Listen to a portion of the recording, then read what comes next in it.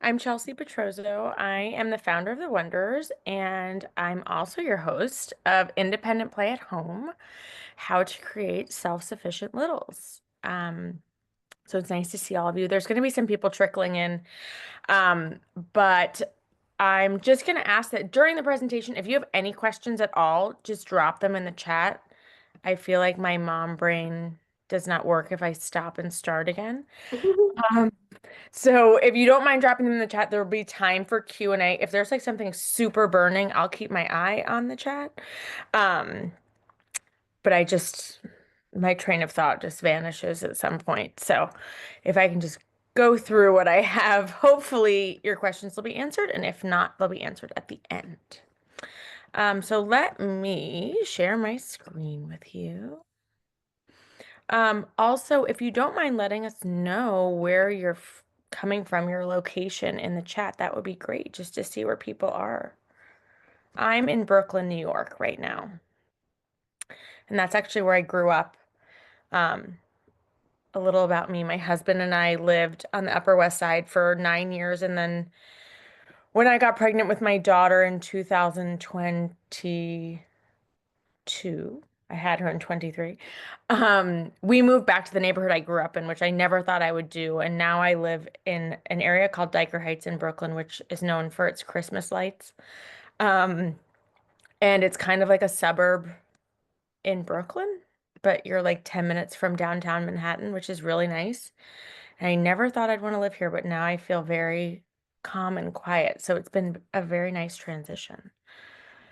Um, I see some people are in Chicago, Albuquerque, Minneapolis. Very cool. LA, nice. Okay, so this is independent play at home, how to create self-sufficient littles. So just a little bit about me. I'm Chelsea. I was a Montessori teacher for 5 years, and then I moved to the Department of Education to a public school in a kindergarten classroom for 9 years until I had my daughter. Um, I've been tutoring kids from pre-K to fifth and sixth grade. And really, there was like an influx of families needing one-on-one support for kids during COVID. So during COVID, I also started doing these small group activities because, as many of you know, socialization was just non-existent during that time. So I started building the Wanderers, and that was really kind of like a brainchild from COVID that kids needed enrichment, kids needed to feel confident, um, kids just needed an outlet that wasn't their parents, and they needed to feel good about learning again. It was just a really hard time. So, as I said, I was teaching, I was tutoring, and then in October of 2023, I became a mom for the first time. And as my child has grown up, in the short amount of time, I've just seen so much growth in her, but also just so much change. So I was not familiar with toddlers. I was always stayed away from babies and toddlers. They scared me. And so I kind of had to learn with her. And one thing that I knew that I wanted as a mom, and I always wanted in my classroom, was for kids to be able to be independent. So I did tons of research. I read tons of books. I used what I knew. Um, but obviously I'm still learning too. But these are just what we're gonna do is just go through kind of like what independent play looks like, how to try to get it done in your house, and really what the benefits are. So how I always like to start this presentation is to be very clear that what we're talking about today is about a typical child, right? And I hate using that phrase because there isn't such thing as a typical child, but this is like in a book when you're looking at a toddler, this is what they should be able to do. Now, for example, I had a few of my friends over this weekend and there were three kids 3 months apart, and like one was crawling, one was running, one was walking, so, and all of them are totally fine. So it's just a really important note that I like to say. to know that like if your child's not there, they're gonna get there. It's not, don't feel like, oh my God, they're not doing this, something's wrong, or oh, they're like way past this. Every child's different. It's just like every adult is different. So this is really like about a typical child. So independent play for babies and toddlers, it's very short and sweet. It's probably not what you think of when you think of independent play. You see like a child sitting at a table drawing and coloring for extensive periods of time. Like for a toddler, that's not it. You're usually like a stone's throw away and they're checking in with you a lot.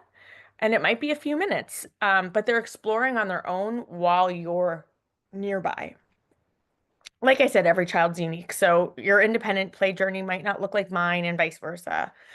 Um, and just like everything, independent play, when it's modeled and practiced, it grows with your child. So even those like short little minutes of solo play, that builds a child's confidence. So they know that, oh, like I can do this by myself. My mom or my caregiver or my dad, whoever's with me, is not going anywhere. So I could extend this a little bit because I'm having Peekaboo, fun. peekaboo. Um, I and don't know. Where is this screwdriver? No, you can't get a real one. You can use one of yours. there is someone not on mute. If you don't mind just checking, it's not a big deal. Um, let's see, where did I go? Here we go.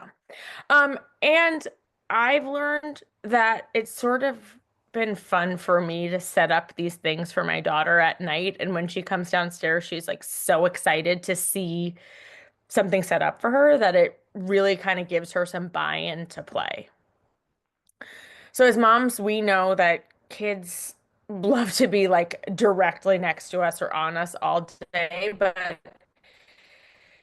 that's sort of why you need to create these engaging independent play moments, and they help our kids grow in these amazing ways. So it is not easy. The beginning is stressful and kind of annoying, just like every other part of like doing something new with your small child.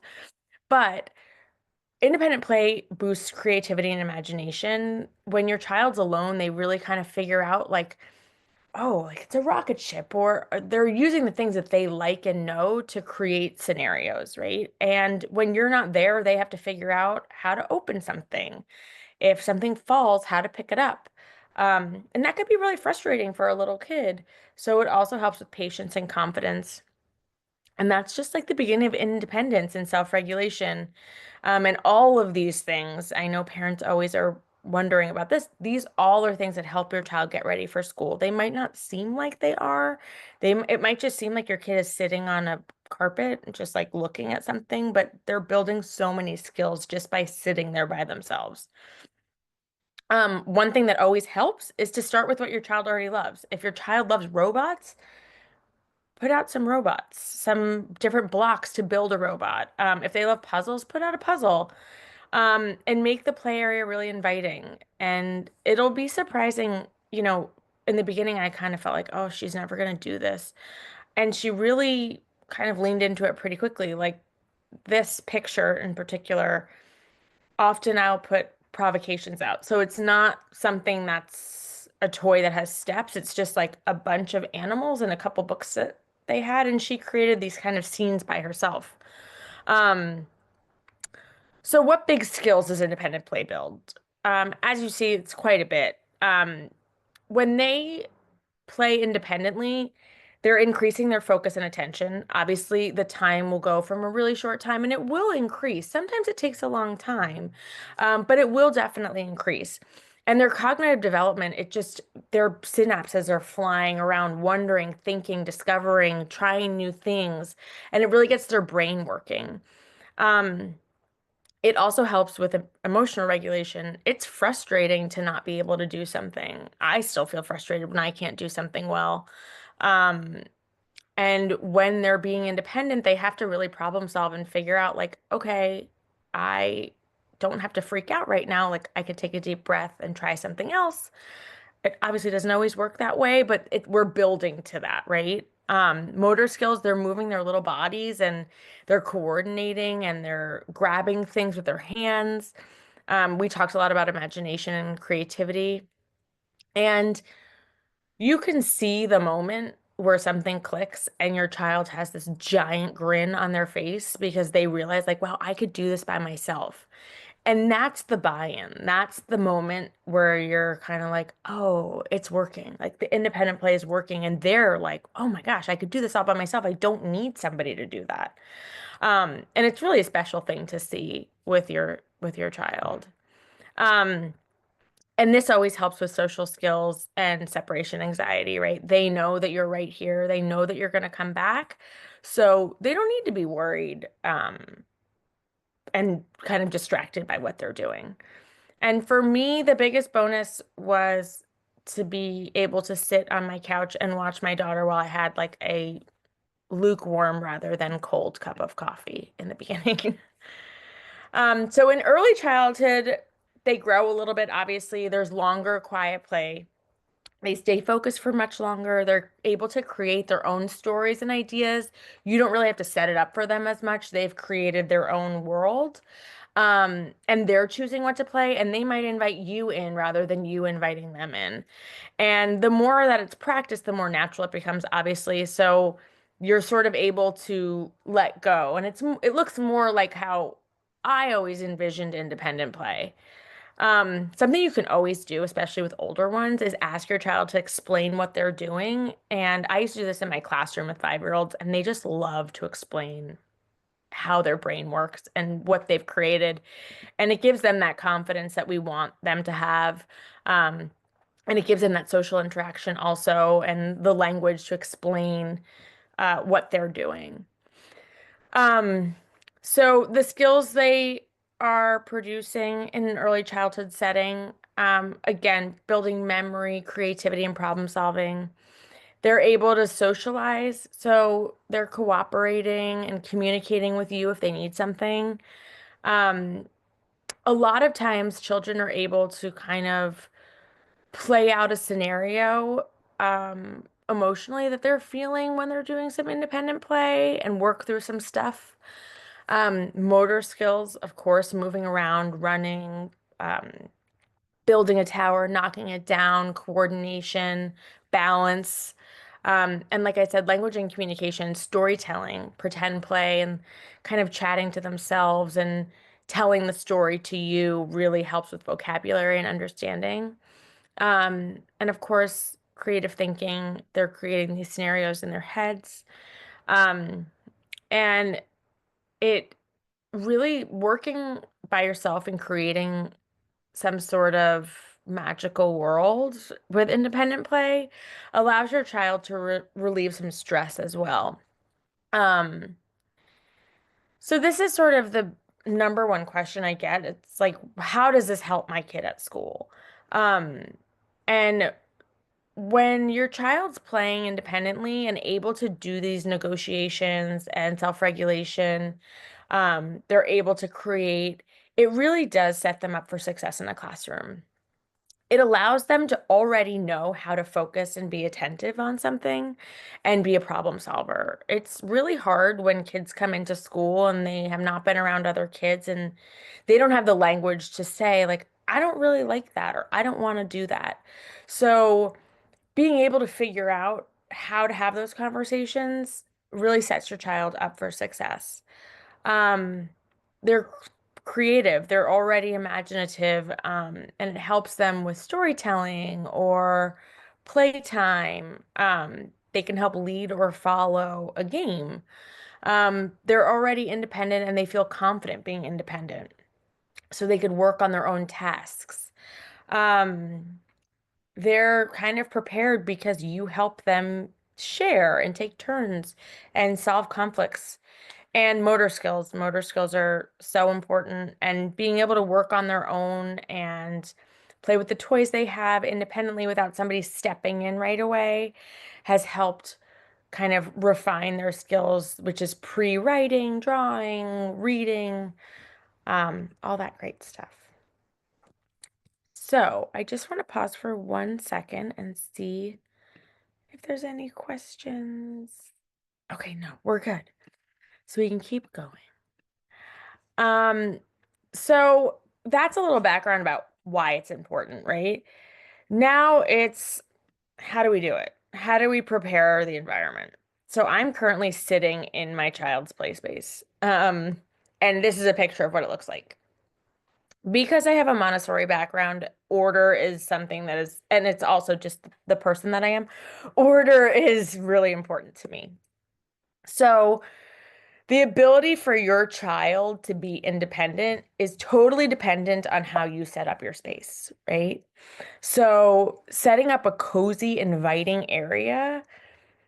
Right when this was done, my daughter was 1,000% more interested in the toys that she had already had.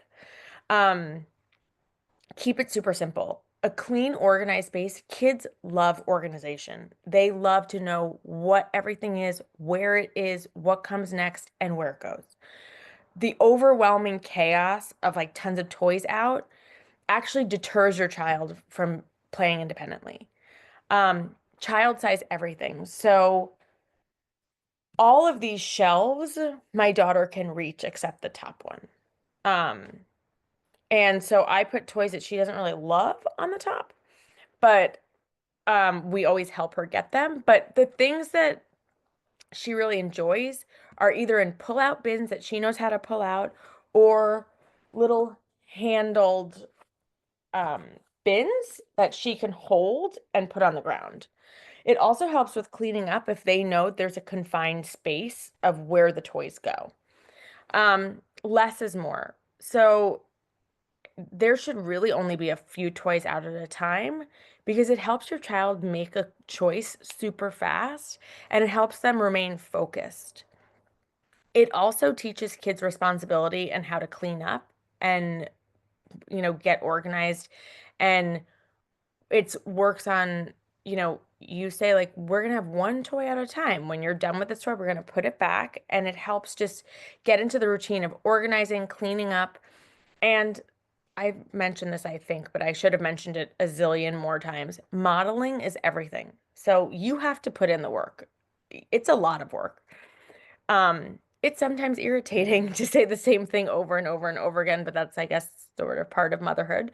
Um, but showing your child how to put things back in a basket, how to put it on a shelf. They've never done it before. They don't know how to do it. So just showing them over and over and over again, and then one day it just clicks. And then it'll happen all the time, or 90% of the time, or 70% of the time, whichever the day brings. But they'll know how to do it. The extra toys, hide away. Store them so they're out of sight and it doesn't distract them and it reduces the clutter.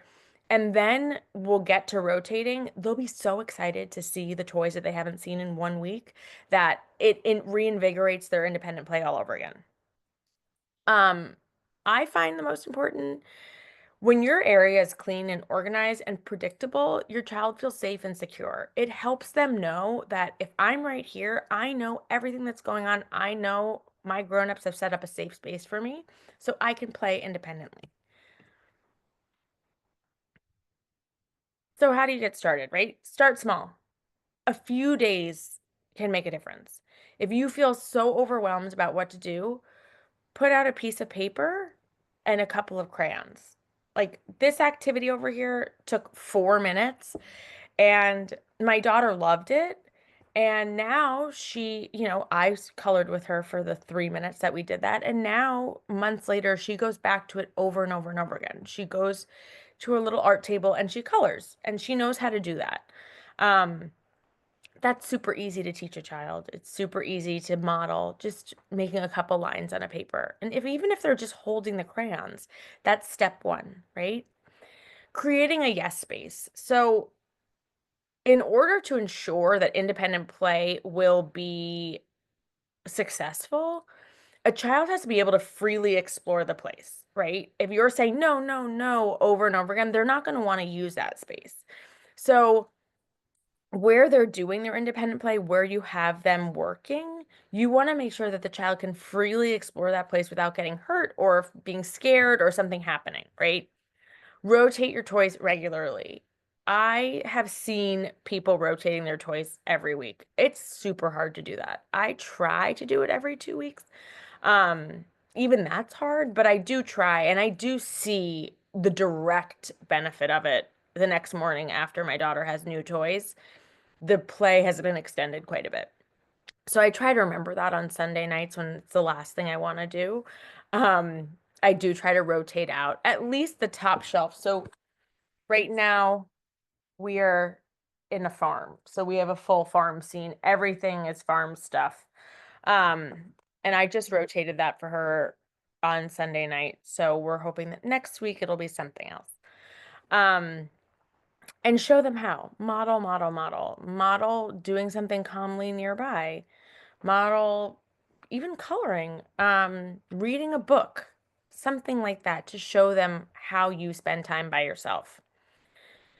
One of the hardest things that I have encountered really with my own child, but even as a teacher, is to pause before helping. Nobody wants to see their child struggle. Nobody wants to hear your child ask for help and not jump in right away, right? But let them try to problem solve themselves. It builds confidence, and for the most part, they can sort of figure it out. You can give them instructions. You can say, oh, try to twist or oh, push, but try not to do it by themselves. Do it for them immediately. Let them, struggle a tiny bit. Um, and open-ended toys. I was looking at this article the other day, and a woman said, if there are steps and it talks to you, sometimes it's harder for kids to play independently because there's kind of like it's telling you what to do. So I mentioned earlier provocations. So for example, right now, I'm gonna just close this so you can see what I'm holding. Right now we have some farm animals and a book that goes with it. So I just put this out. What my daughter has started to do is go to a page that has one of the animals that are in here, like a rooster, and she'll go through and find the rooster and put it on the page. She loves that. That's something she enjoys doing, and it's such an open-ended game that she's done a bunch of other stuff with that um one particular kind of provocation over and over and over again. Um, let's see, our last. Oh, and celebrate them. I noticed that you worked all by yourself for so long, or I noticed that you matched all those animals to the pictures. How impressive. That's so cool. Um, I always see when I tell my daughter, or I'm like, can give me a high five. You did such a great job with that. She lights up and it encourages her to do it again. One way to help you kind of keep yourself organized is to categorize. So when you categorize, it helps build important skills because a child sees like, oh, these things go together. Um, and it boosts the focus because it's like they work deeper with what they're playing with. Um, but also it really helps with simplifying toy rotation. So if you want to use instruments and put out instruments for a week, you know that all the instruments are together.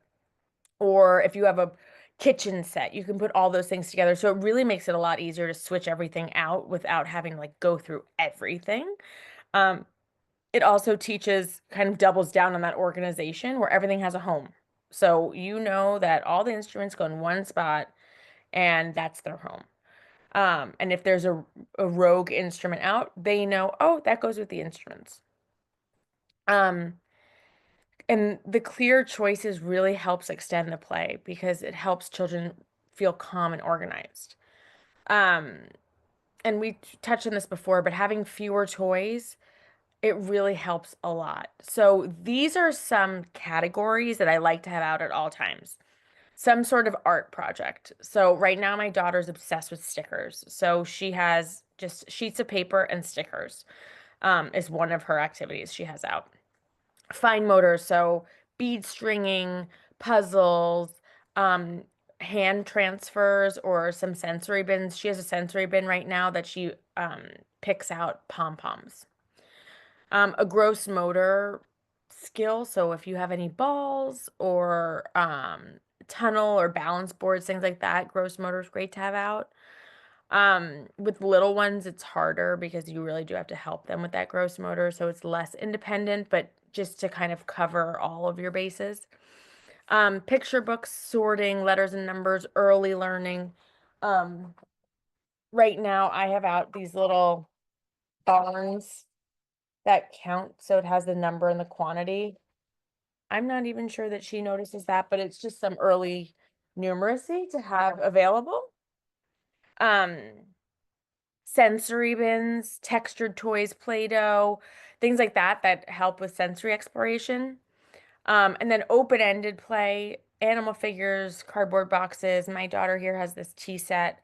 Um, and dramatic play. So play kitchen, puppets, dolls, stuffies, dress-up clothes. These are kind of the overall overarching categories. I try to have one of all of these things out at all times. And having this variety, we talked quite a bit about, but it's less distraction. Fewer things means it's harder for them to be flitting around, choosing different things, touching everything. If there's only 6 things out, chances are they'll stay with something a little bit longer. And it'll help stretch out the play. Oh, I don't have a zillion things out, so let me try this another way. Um, it also helps with skill mastery, being able to do something over and over again. It creates a deeper learning experience. And it keeps the interest alive when you rotate it. I know I have something out that hasn't been out in 2 months maybe, and my daughter acted as if it's the first time she's ever seen it, and she's been going back to it every morning. And again, all of this promotes independence and confidence. Fewer toys lets them independently choose from the start, clean up, and start with something else. And it lets them make decisions on their own. If there's 6 things out that you know that they're allowed to play with all by themselves, they can make their choices from start to finish. So you don't really have to be involved at all. And then finally, one thing that you can do is kind of level up your independent play. So when your little one masters an activity, you don't have to get rid of it. You can stretch that skill a little. So start with the basics. This is a muffin tin with washi tape trapping dogs. Once my daughter mastered that, I put magnetiles on top. So it was kind of harder for her to use that fine motor to pull it off. Um, you can then introduce letter and matching, right? Replace the objects with letters, and you can just have a piece of paper with the alphabet on it, and they can match those letters. So you can just keep making it a little bit difficult, a little bit, just have like a little variation, and it allows your child, once they master something, to feel so confident that they could try something new. And they get excited because they're like, oh, I know how to do that. And this is even harder. Ooh, let me see if I could do that. So it increases their attention span. It increases their want to play independently and see if they could do it, and gives them a challenge. So you can just take a look at this. This is just a couple of themes I was thinking about when I was thinking about play spaces. The way that my brain works, it helps me to think of a theme so I can sort of organize what we have. Um, but you don't have to do this. These are just some suggestions. Um, right now we've been working a lot with nature, so my daughter and I have been going in our backyard and grabbing some stuff, um, and creating these nature faces, which is in this picture right here. Um, she really likes it, and we've been doing that quite a bit, especially because the weather's been nicer. Um, but you can do really whatever your child's interested in. They're gonna love whatever you put out, and the more they practice, the more they'll work independently. So, just so you know, the Wanderers, we have at-home activities for early childhood and toddlers. It's 5 activities every month, and most of the things that you need, they're all digital activities, and basically everything you need, you probably already have at home if you have a child. We also do one-on-one tutoring in small groups, and can do parent coaching and customized curriculum. And, some people even have asked if we can um, organize their play area, which I'm happy to talk about. Um,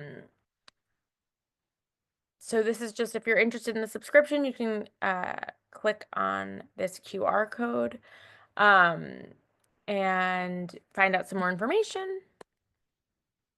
And now I can open it up to questions. If anybody has any questions about how to get started, what independent play looks like, developmental stuff, anything, you can just pop off and ask.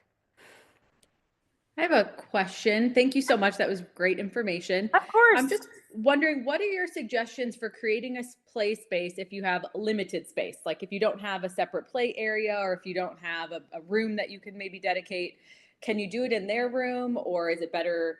Like, what are your suggestions for that scenario? Yeah, so we have a house, but it is small. So it is it is something, it was a challenge that I also faced when we first started figuring this out. I was told that you shouldn't have a play space in their room because it gets distracting. I noticed that I've been bringing toys up to my daughter's room so she has a secondary space and it's not distracting. She sort of understands um that there's playtime and there's sleeping time.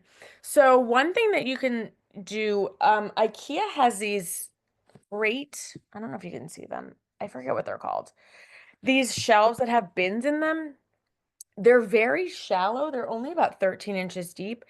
And I've seen people put them across the wall in a child's bedroom so they can just use kind of like the floor space and then all their toys are just in a line, you know? Um, I also have little bins that I sometimes put in our living room and sort of line them up against our coffee table so there's kind of a separation. Um, and the other thing you can do is just have a little bin and just have two, three items out at a time so you can just use that small space. Um, and hopefully that kind of gives you the flexibility. Great. Thank you so much. Of course.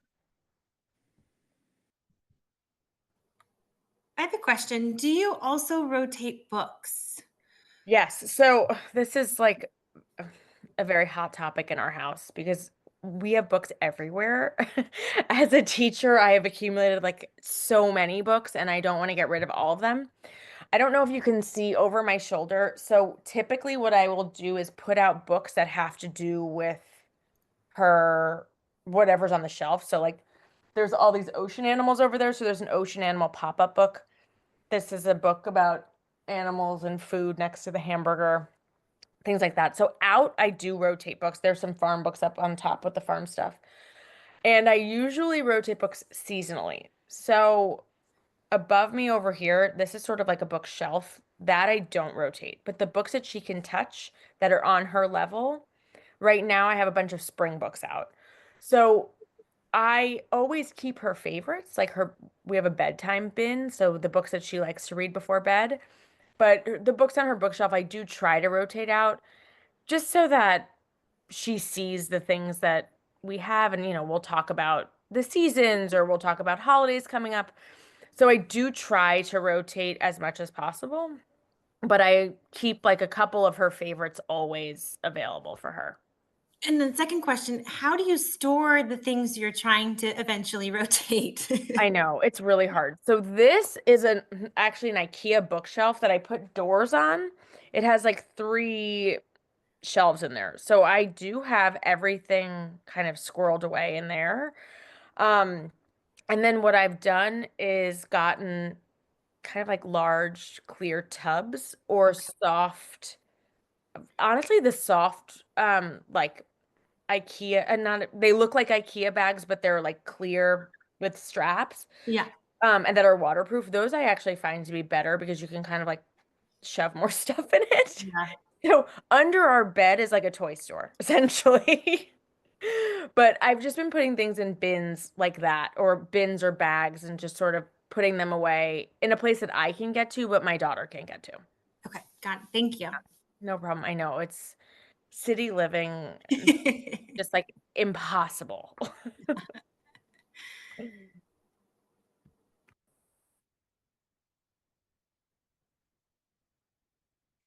Else?